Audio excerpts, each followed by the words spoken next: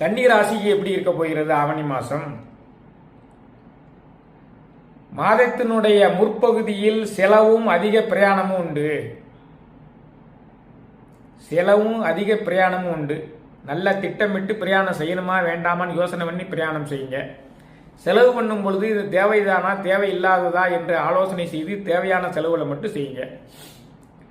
மாதத்தினுடைய பிற்பகுதியில் தொழில் சிறப்பு வருகிறது. ஏன்னா தொழில் ஸ்தானாதிபதி உச்சமடைகிறார், ராசிநாதனும் உச்சமடைகிறார்.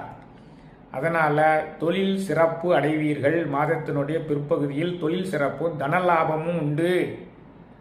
என்றான் தனஸ்தானாதிபதி பாக்கியஸ்தானாதிபதி ஆட்சி பெறப் போகிறார் சுக்கிரன் ஆவணி 16ஆம் தேதி. அதனால பிற்பகுதியில் தொழில் சிறப்பும் தனலாபமும் உண்டு. மாதத்தினுடைய பிற்பகுதியில் எண்ணங்கள் நிறைவேறும்.